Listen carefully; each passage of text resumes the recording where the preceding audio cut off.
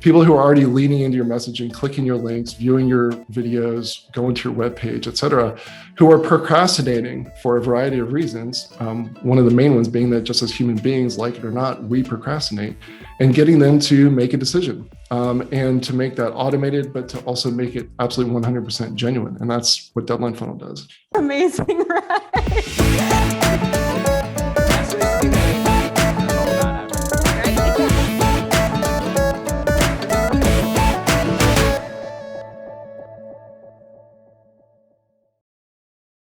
Jack Bourne, welcome to the ROI Online Podcast. Yeah, it's great to be here. So, Jack, I'm excited. Your company is deadlinefunnel.com. You've been quoted in some books that I've read. Michael Hauge's book, Storytelling Made Easy. I love that book. He's a great guy. I haven't been quoted in a book. How did you pull that off? I didn't know that was going to happen, really. And so, yeah, I met Michael Hauge through a mutual friend, Andre Chaperone. I don't know does that name ring a bell to you? No. Oh, you've got to get on Andre's list. So Andre's a good friend of mine and an absolute genius at email copywriting. And so I've known him for several years, and he has a story coach. I didn't even know. I know that you're into stories. I didn't even know that a story coach was a thing, but he was, I should have known better. There's a coach for anything and everything under the sun. And so, Andre considers himself a storyteller first, who happens to use the medium of emails as his canvas. And that's one of the reasons, by the way, quick tip, why he's so good at it is that he really tells stories. So to continue, like any professional who treats their business like a pro, he is constantly looking to improve and investing in himself, and never considers that he's at the top of his game, even if everyone else thinks that he's at the top of his game. So he had a story coach, and his story coach is a guy named Michael Hauge. And Michael Hauge is, as you know, a consultant to Hollywood. They will bring their scripts to get improved or to get feedback. It seems like sometimes they take his feedback, sometimes they don't. But Michael's been quoted by one of his best testimonials is from Will Smith, the Will Smith.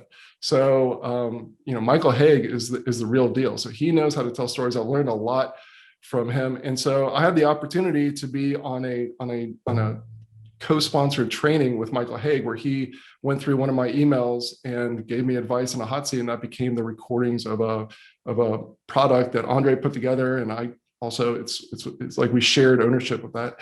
And so that started my relationship with Michael Hauge, and I kept in touch with him, and somehow he was kind enough to put me in his book. So yeah, that's really how that happened. It wasn't a grand plan. It was just a great coincidence for me.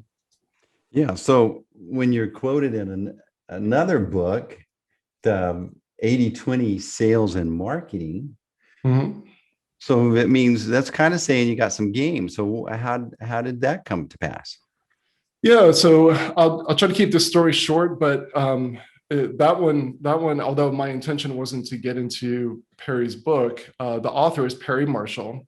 For anyone who doesn't know about Perry, I would recommend buying that book, 80-20 Sales and Marketing. It's applicable to anyone in business, any entrepreneur, whether you're consider yourself online or offline. And I was Perry Marshall's marketing manager for about 6 years. And about a year and a half into working with him, I was really puzzling on something that just never felt right to me, which is this concept of traffic times conversion equals dollar signs. And I just felt like, it feels like there's something missing out of this puzzle. And I was thinking on it, and my brain just wouldn't let it go. But I couldn't come up with what was missing. And so one day I went on a run, and it was in that period of not thinking about anything and going through the runner's high that the epiphany came to me. And that's when I came up with this concept called the tactical triangle. And if we could either talk about that, but if anyone's interested in what that concept is, chapter 6 of that book goes into it. It's just a very elegant and simple way to visualize your business. And so it added an extra component to the traffic times conversion equals dollar signs. It said traffic conversion and economics, such as how are you pricing your products to sell? Or do you have a bump offer? Do you have an upsell? What are the other things that you're offering? What are you doing with the leads that don't convert? Like there are all sorts of different ways that you can look at the economics side of your business. But if you leave that out, you can have a high converting funnel selling a $10 ebook, and you're probably going to have a very tough time affording traffic to your, to your sales funnel, to your sales process. So that really completed the triangle, and Perry just fell in love with it.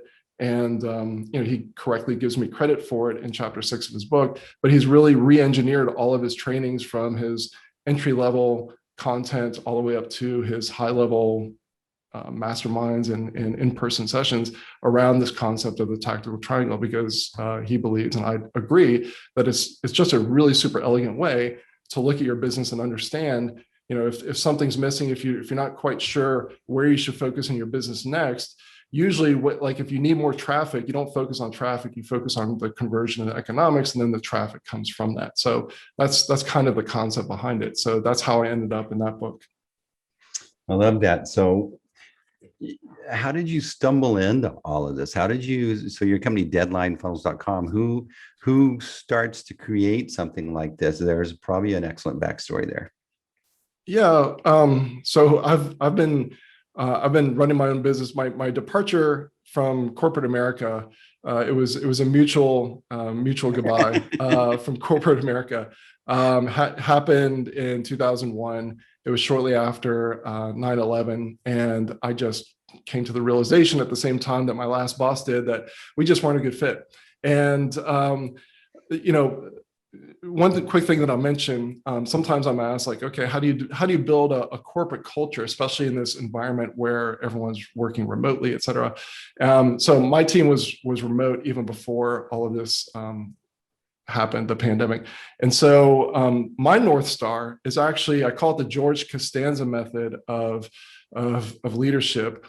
There's an episode on Seinfeld, I think it's actually 2 or 3, where George Costanza realizes that if he just does the opposite of what his natural thought is, like all of a sudden he starts to get job offers and he starts to go on dates, because he's just all his life, like his natural instinct has been leading him in the wrong direction. So he starts doing the opposite.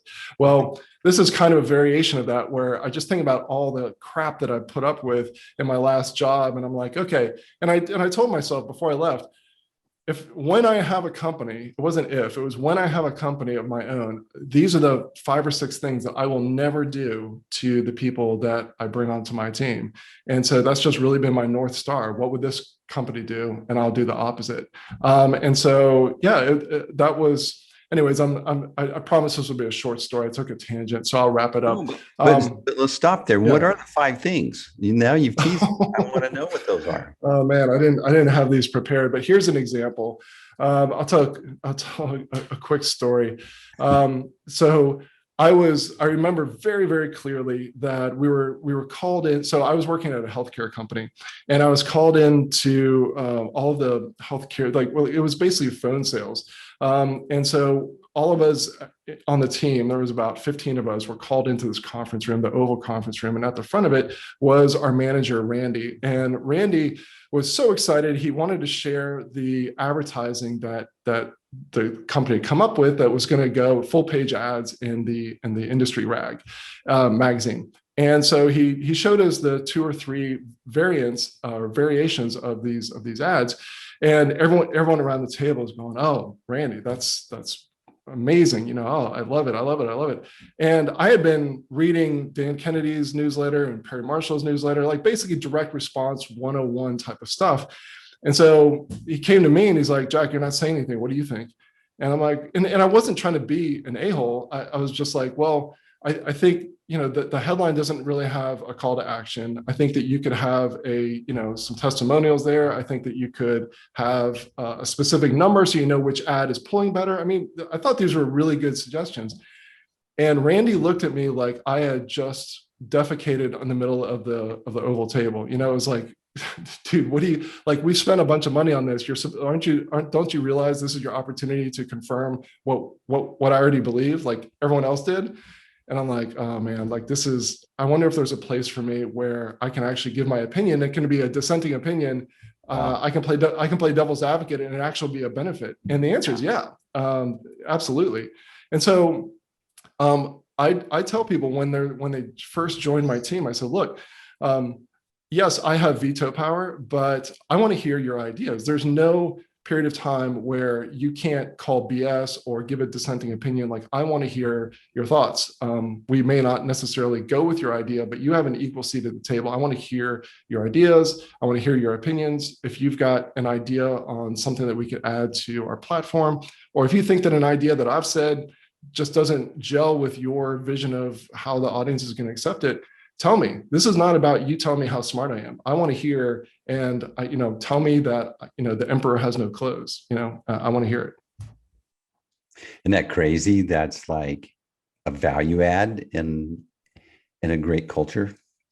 Yeah, I know. So yeah, that was that was one of the biggies. Make sure that the people that you develop a culture where people are comfortable telling you what they believe. Another simple one is, reduce the risk for making mistakes. Jeff Bezos is one of his concepts is that you want to be running experiments, small bets, big bets, but you don't want to ever find yourself at the, where you're rolling the dice because this last bet is the thing that if it works out, the company's saved, and if it fails, you're going down the golden toilet. And so, how do you develop a culture of experimentation? You make sure that you remove the risk of getting things wrong, calculated risks, but you want to develop a culture where people don't feel like, okay, if I get this wrong, or if I admit that I made a mistake, that my job is in danger, and the person next to me is going to slit my throat to try to climb the corporate ladder, that type of stuff. So typical stuff like that. I've just tried to remove from the company culture. Yeah. So deadlinefunnel.com.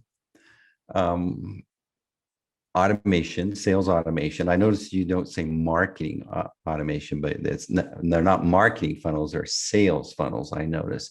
Why is that? Yeah, I may need to revisit the copy, honestly, because I do believe it is first and foremost marketing funnel. So perhaps I need to go back and review that. We're constantly changing the copy and the design. We're on like the 5th or 6th iteration of how the website looks. So no, I would say first and foremost, like, there's a huge difference between sales and marketing. I mean, they're close cousins, but marketing is putting your message out into the world. And my idea of sales is where you're dealing with, ideally, prospects who are warm, they're pre-sold, they're pre-framed, and they're ready to do business with you. I mean, you and I were talking before you hit record about the huge difference between someone having read your book and now they're talking with you versus you just going up cold to someone who might be a perfect prospect if they had just read your book. But when they haven't read your book, they don't have that, they haven't gone through your marketing material, they haven't read your message, they haven't digested it. It's a whole different ballgame.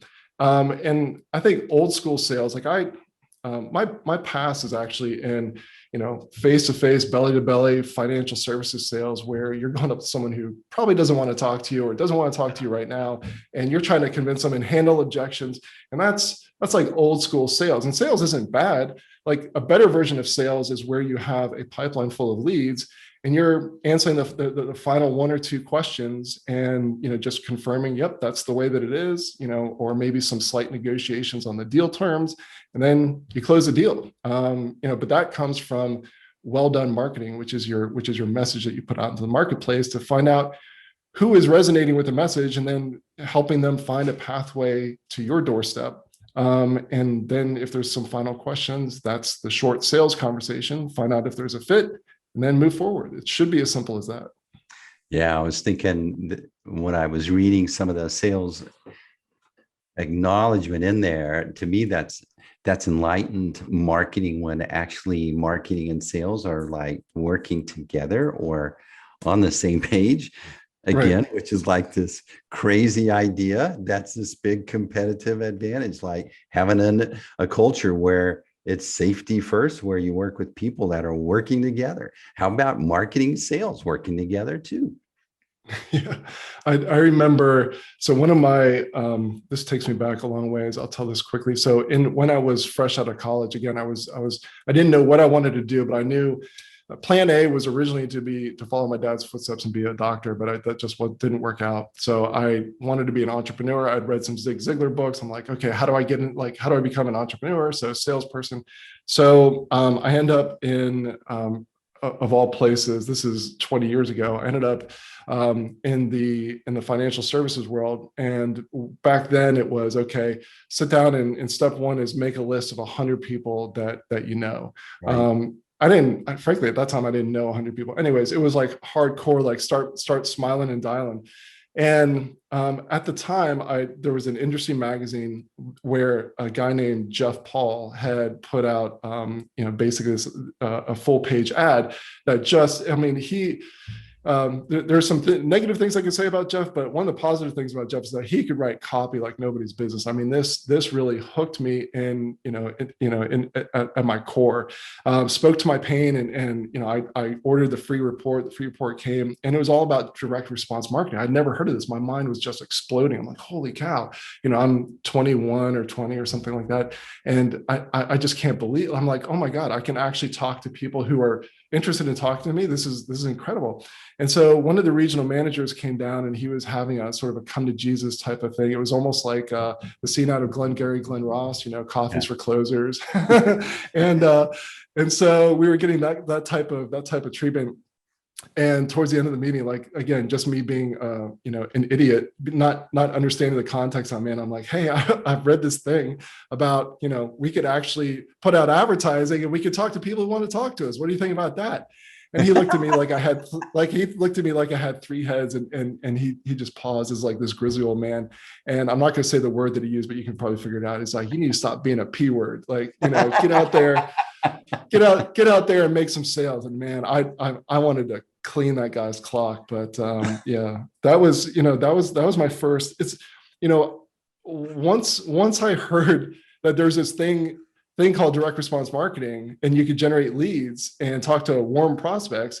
It's the type of thing that once you hear it, you can never unhear it. You can never go back to the way it was. Like, oh yeah, well, let's just smile and dial and just grind it out. Like you can't. And so that was one of the things that set me on my journey and led me to Dan Kennedy and then Perry Marshall, and then ended up leaving my job and building a website. And that's a whole story in and of itself. But Deadline Funnel came later.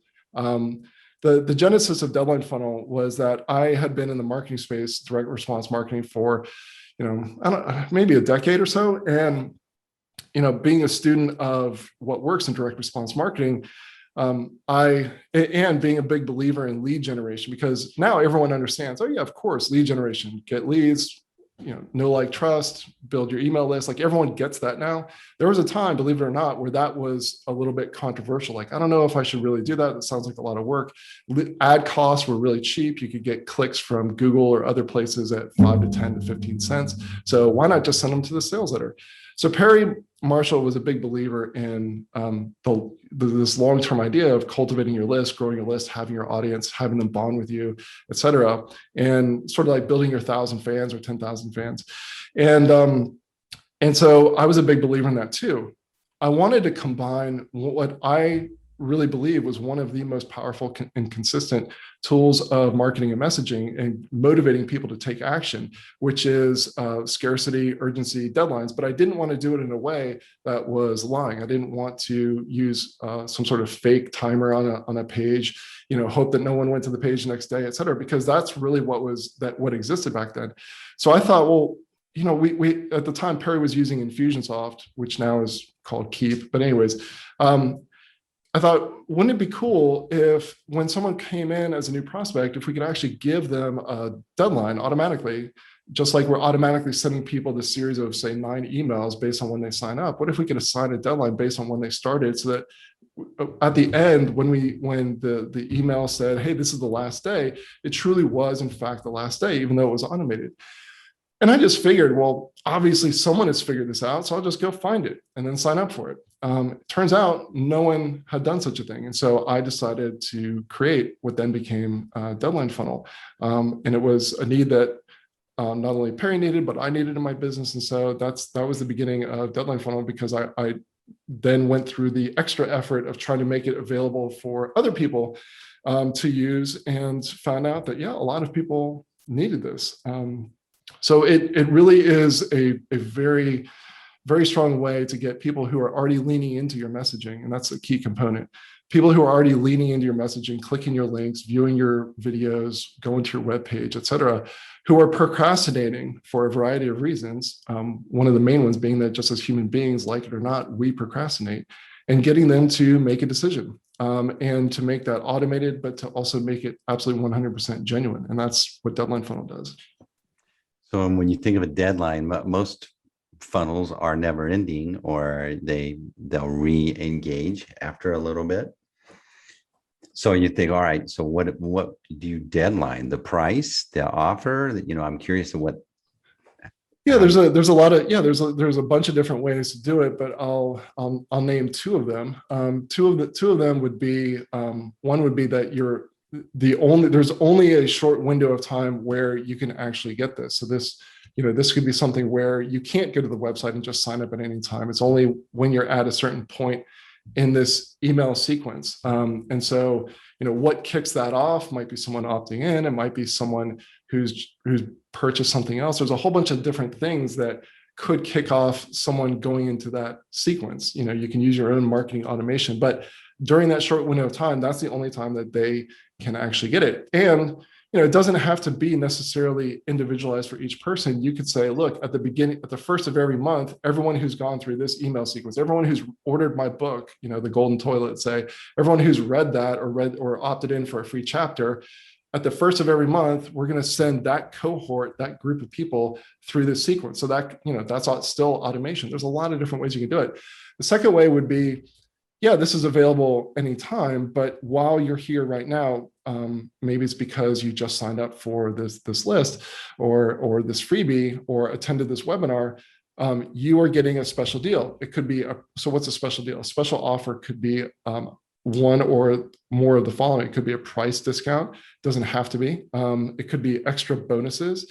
It could even be how you buy. So normally it's I'm just going to make this up. It might be normally $1,000 per one time, but right now you can get it for $100 a month, so that you can spread it out over in easier payments. So there's a lot of different ways to tinker with and structure your special offer. But in your marketing, you say, look, if you miss this deadline, you can still get it. It's just right now it's an even better deal than you would normally get. And so those are a few simple ways. There's more, but those are a few simple ways that people evergreen it. And then what you can do is, it's not necessarily a one and done, because sometimes, no matter how persuasive you are, no matter how good your messaging is, and even with a deadline, sometimes it may be that your audience member, it just isn't ready to purchase that at that time. So it has to be the right message, the right market at the right time.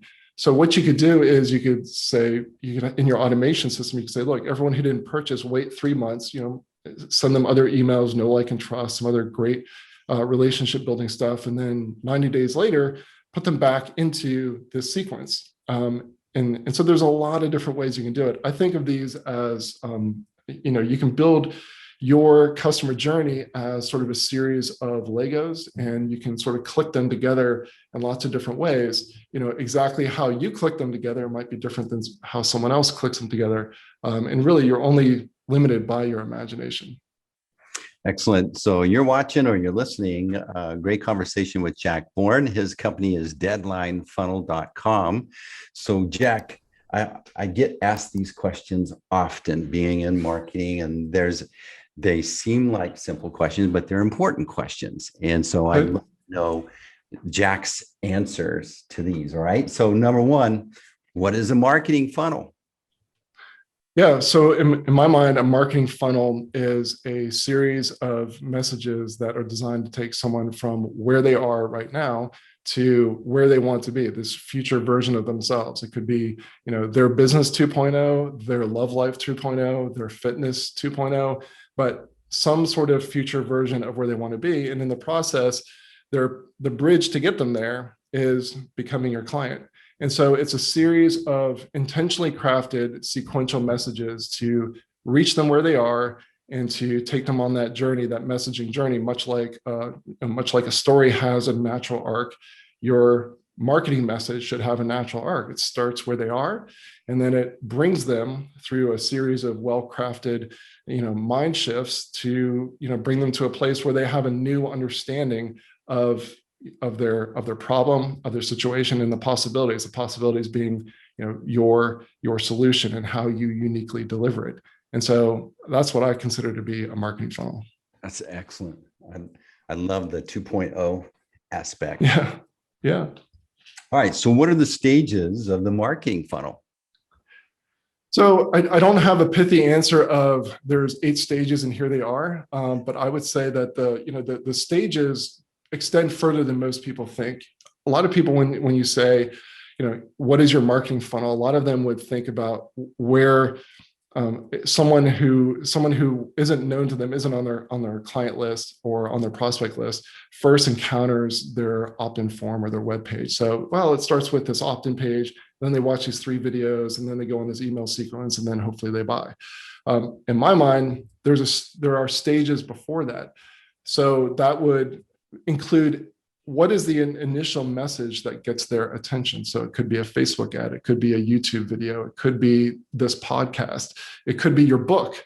That is part of your funnel. So, for example, looking at yours, I don't know every stage of your funnel, but what I do know is that the golden toilet book that you've written is part of your funnel. It doesn't start when they read the book and then they click follow the link and then go to your page. It's not that they've arrived at their funnel. They're already in your funnel. That's part of your messaging. And if there is a Facebook ad before that gets them curious about this book, that's where the funnel starts. It's where the stages begin, where you are first reaching out to the client when they first hear about you. And by the way, if getting referrals from happy existing clients is something that's active in your business as it is for us, that's part of your funnel. You don't have control over what someone is actually saying. You can influence it, but what someone is saying to that stranger, really, that's the start of your funnel. It's not when that stranger comes to your website, it's when that message happens. And just to prove that point, there are lots of things that you could put into a Facebook ad or a YouTube ad, for example, that will get someone to your opt-in page and maybe even get them to fill out to get on your list. But as you and I both know, there's a huge, depending on what you are putting out there as that first action, that first promise, that first, say, freebie, or the first delivery, is really going to impact whether they are a good buyer or not.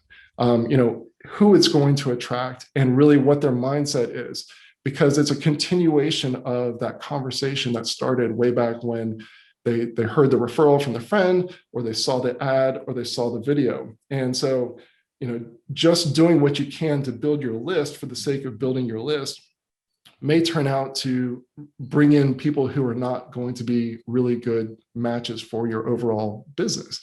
So if you think about the funnel just in terms of, I need to optimize for increasing conversion rates on the opt-in form, let's say, you could, but you're not really tracking it all the way through, and you're not realizing that the whole entire funnel from the beginning message all the way to the very end is your funnel. You could get hyper-focused on growing your list, but you grew your list with people who really aren't going to be good buyers and good clients for the long run.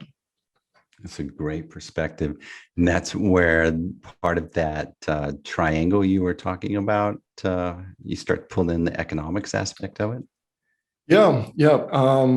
That would be part of it. Also would be the conversions, but part of what you would want to take a look at, anyone who's run ads, and you and I were talking offline about the value of someone, the lifetime value of someone who's read your book. is way, way higher than the lifetime value of someone who maybe clicked on a Facebook ad in general, on average. And so every single traffic channel that you have is going to have their own sort of lifetime value, their own sort of economics, if you will, of that funnel. So yeah, it really comes down to understanding your numbers and being able to, to measure, just because let's say that you've calculated that the lifetime value of someone who's read your book and becomes a client is $1,000. If you then just blindly took that number over to Facebook and said, hey, here's how much I can spend based on the assumption that the lifetime value of my client is $1,000, you might be in for a rude awakening, because you might find out that what you have to say on Facebook in order to get them to opt in for some freebie doesn't then lead them to become that $1,000. It doesn't attract the $1,000 buyers the same way that the book does. You might still be able to make Facebook work, but it might not be that Facebook leads are the same value as book buyers. Does that make sense? Yes, absolutely. All right, here's another one. So it's related to what you were talking about. So how to create a high converting sales funnel. I always get to ask that. What's Jack's answer? Yeah, my answer is that the most important thing that you can do is to really focus on messaging and, understand what is the conversation that you're starting, and think of it as I said before, in the same way that a story, if you're a student of stories, the way that you and I are, we understand that there's a story arc. A good story has to go through certain stages, or else it's just not a very satisfying story. In the same way, you're taking your audience through a certain arc. And so the messaging there and how you say it and the words that you use is really, really important.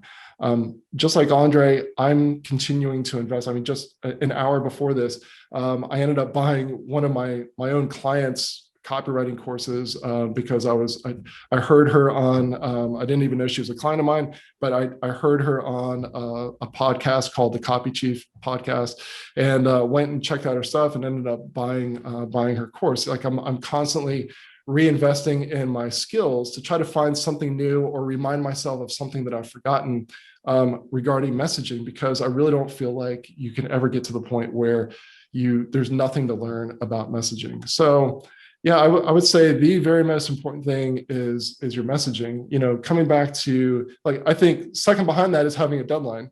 But I'm the first to say that, and I say this all the time, a deadline isn't going to revive a dead marketing funnel. So if your messaging is completely off, or if you're the only one on planet Earth who is in love with this product that you've created, first of all, you're not alone. Other people have been down that road. I've committed that sin. So, pick yourself up. You will succeed in the long run as long as you don't give up. But don't think that you can just add a deadline to it and all of a sudden things are going to work. It's really important to dial in your messaging. The deadline is really to get everyone who's resonating with the messaging, but they're just procrastinating, they're feeling overwhelmed, and they need that extra little push to get off the fence and take that leap and make that final journey, step across, that thin but very important membrane of not client to client.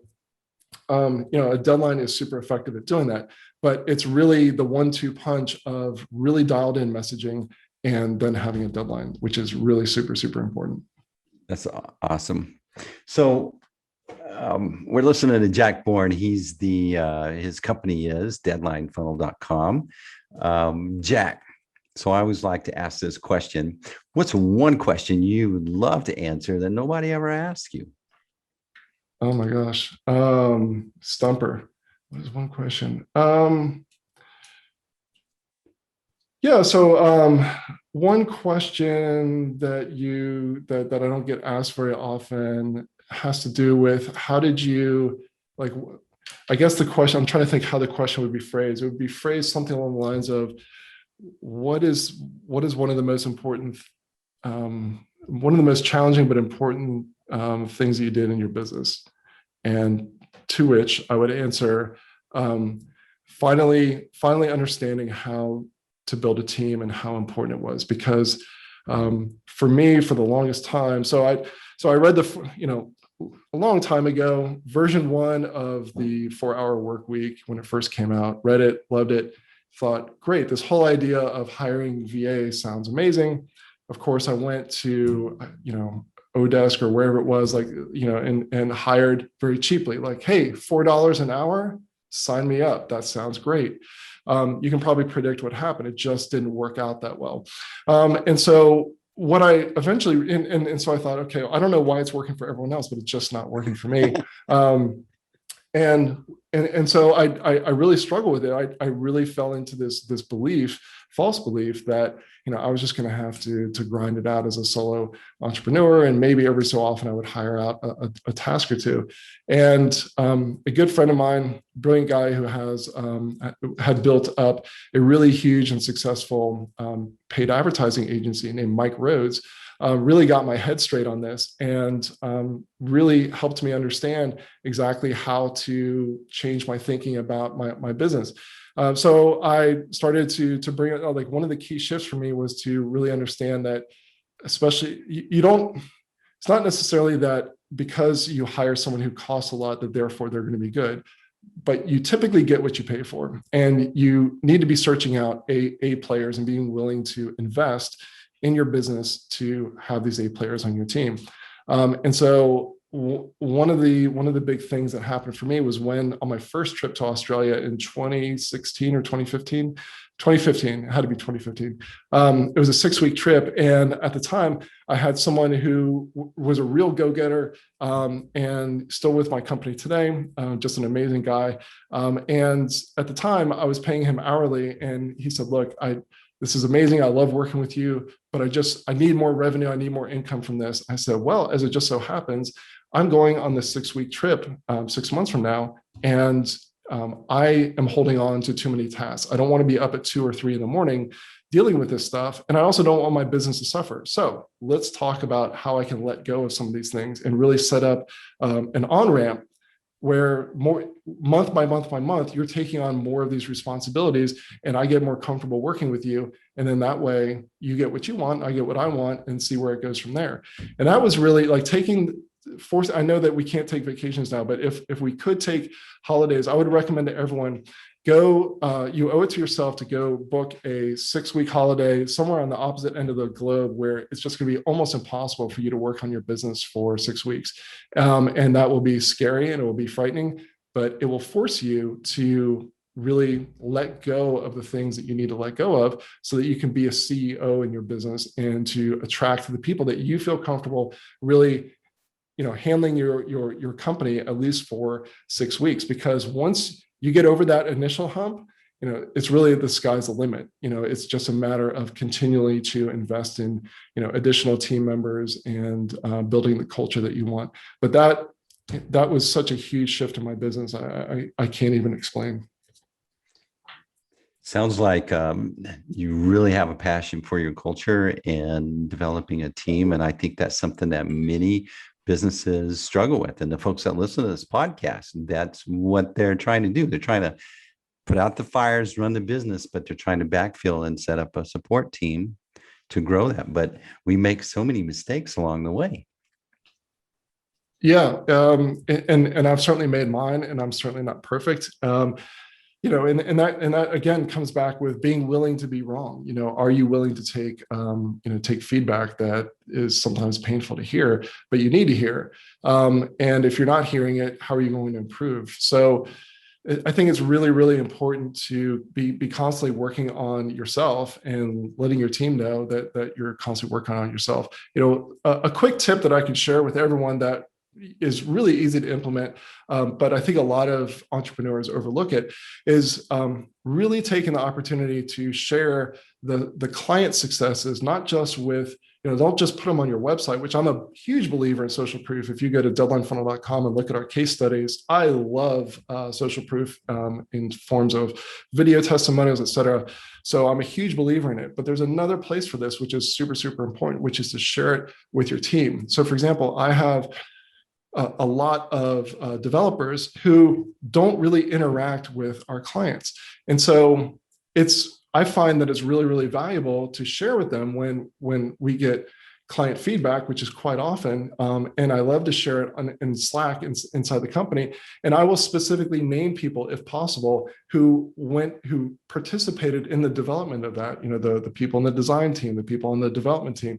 And so I will share with them, look, you are changing lives. This is the type of work that you're doing that is really having an impact on these entrepreneurs. It's helping them enjoy their lives more, spending more time with their family, being able to grow their business. One recent case study, Lauren, she had a great funnel on Facebook, but guess what? The Facebook ad cost kept going up and up and up. Zuckerberg needed to buy another yacht or something. So, the Facebook ad clicks kept going up, and she was able to increase her conversions and bring that cost per client acquisition way down using deadline funnel. Like that has a real, beyond just, hey, now I'm able to afford those Facebook ads again.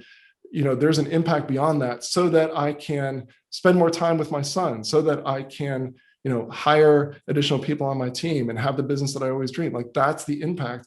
And I love sharing those stories with my team, because there are certain members of my team where they're down sort of like in the engine room, they're doing the work and they don't actually interact with the clients up on the top deck of the cruise ship. And so I want to make sure that they understand, look, what you're doing is having a huge impact, and sharing that with them so that they see. I think it's really important that everyone on the team understand that it's not just about, ticking the box, getting the tasks done. It's what impact that's having on the end user.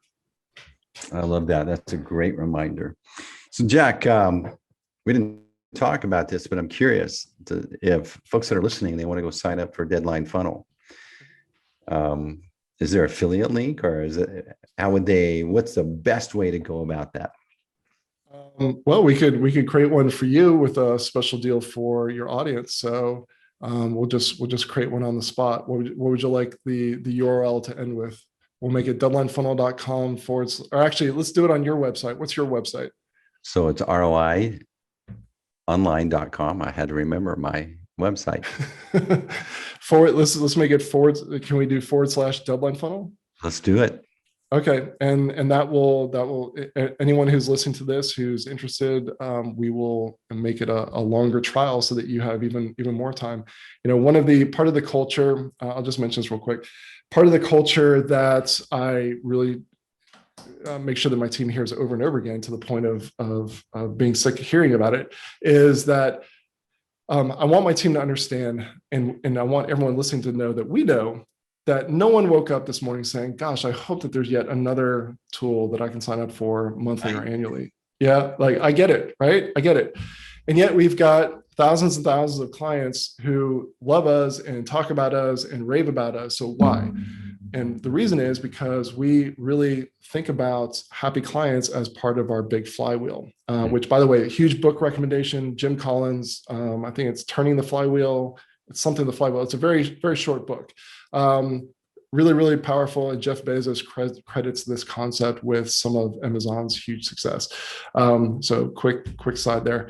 But so we understand that our job is to help clients go from the business or funnel that they have to the one that they want.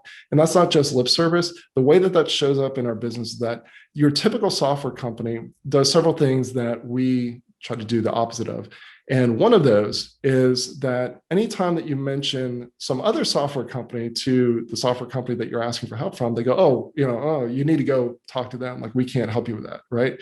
So one of the ways, this is not a sexy description of my company, but one of the ways that I think about what we do is we're sort of the Zapier of urgency and deadlines. Like, we connect with all these different email providers and landing page providers. And so when someone says, for some reason, XYZ is not working on, Infusionsoft or Kajabi or something like that, we don't go, well, you're going to have to talk to them. We help them through, to the extent that we can, we help them through. And sometimes we will point out little gotchas or little tricks or shortcuts or workarounds that help them with this other person's software, with this other company's software, because our job is to help them get across the finish line and succeed with evergreening their business. It's not to say, well, hey, listen, our job is to teach you about Deadline Funnel, and anything outside of that, we're not here for. So that's one of the big ways that we differentiate ourselves. So the reason why I brought that up is during this longer trial that you will get, through the ROIonline.com/deadline funnel, is that you will be able to set up a 15-minute screen share onboarding call, totally free, before you've paid us one red penny, and our team will answer whatever questions that you have, because we just want to make sure that if you've got something that's holding you back, again, we want to turn you into a lifetime client of ours. So we're more than happy to do that. So anyways, go check it out if you're interested. We've got lots and lots of clients. Check out our case studies. If you're like, what is this thing that I've just heard of and who else uses it? Go to our case studies page, and I think you'll be blown away. Yeah. So that's deadlinefunnel.com. Jack Bourne, you've been an awesome guest. I appreciate you so much. How can folks reach out or connect with you? Yeah, so you can go to, deadlinefunnel.com, first of all. But the other way to connect with me would be on my website, which hasn't been updated in some time, jackborn.com. That's just JACKBORN. It's not spelled like Jason Bourne or anything like that. Right. So I do think I have some links to my social media and stuff like that. I do not post very often, but when I do, it's probably going to be a video of me kite surfing. So it's not going to be your typical Instagram stuff. But if you want to follow me, the links are there. So that's it. All right, I love the name Jack Bourne. I mean, who gets to walk around with that kind of name, right? Yeah. Super spy. You've been a great guest on the ROI Online Podcast. Thank you so much for having me. All right. And that's a wrap.